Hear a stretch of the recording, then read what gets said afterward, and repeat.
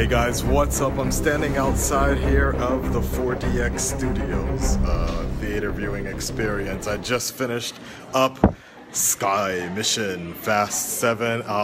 Damn, I gotta take this out. What I had to do is I took my idea and kind of just followed through, and as I just downloaded the English version of the movie.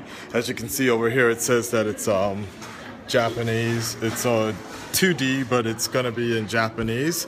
So I basically just had to sync it while it was actually kind of a cool little experience to have the English in my ear, and sometimes I had to stop it, start it, or whatever, and kind of cue it up. But that one video I did with Tyrone, and we watched WrestleMania together, that gave me a lot of experience on how to just listen for little things.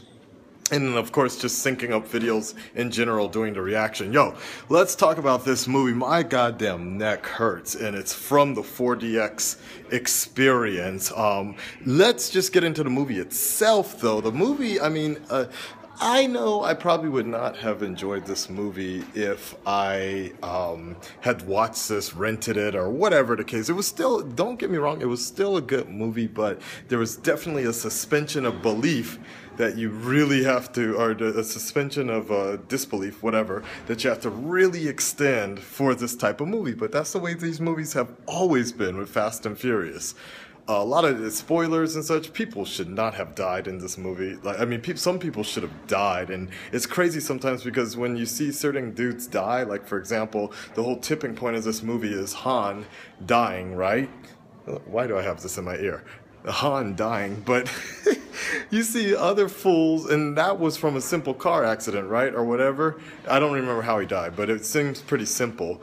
But you see, in this movie, you see these people going through buildings and cars, helicopters and cars, getting dropped through planes and cars, rolling around down a mountain in cars, and they walk away. It's crazy, but I'm not complaining about that because that's exactly what this type of movie is. It is, but sometimes you just kind of take it with a grain of salt. The movie still in itself was really good. I enjoyed it immensely. It was great, but certainly it was, for me, because it was the 4DX experience, it was like a 2.5 hour roller coaster ride. That's why my neck is busted. Let's take a look at some of, you can't see any of the features that they have up here, like what you can or what you should or shouldn't do or whatever, but I'll go through them in more detail. Basically, all the effects of 4DX were there. The rumbling, you felt like you were in a car the entire time, and that's why my neck was, this is the first time I think I really you're like gong, gong, gong every time, especially when they drop from the plane, your back of your neck was like that. It was crazy. The wind, of course, you felt that. What else was going on in that movie? The water, there were only 2 moments the water was used, which is probably fine. It was used exceptionally right in the beginning during the race war. It's like a bunch of water just got squirted on us like a cum shot or something. And then later, when the drone was getting dropped down and went through the LA River, we got a little bit of a spray. So those elements are really cool for the 4DX.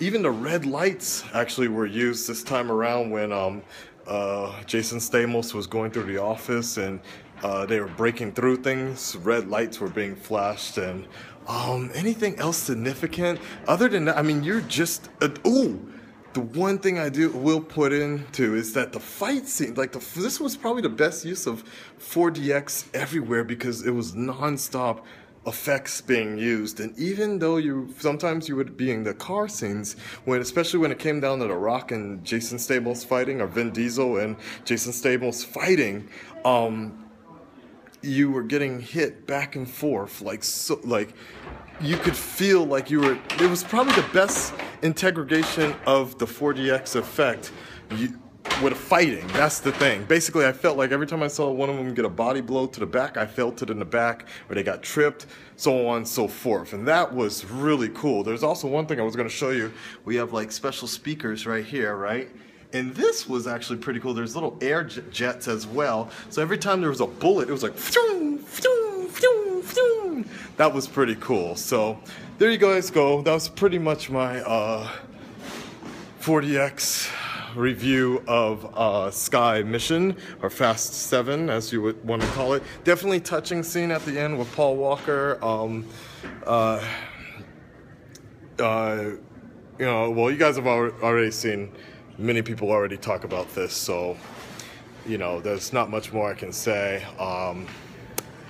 The audience was really into it, and I'll post some straight from theater if I can. I'll post so you guys can get a better idea of that 4DX experience.